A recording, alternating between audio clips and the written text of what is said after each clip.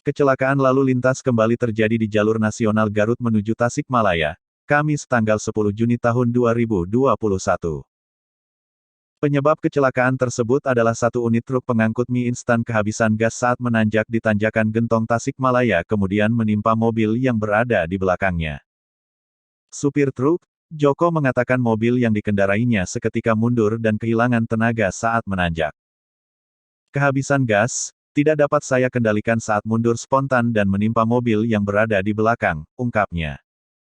Joko mengatakan mobil Ayla yang tepat di belakangnya sempat mundur hingga memutar namun tidak sempat dan dihantam badan truk. Aylanya sempat mundur, sampai memutar tapi tidak sempat dan tertimpa, ucapnya.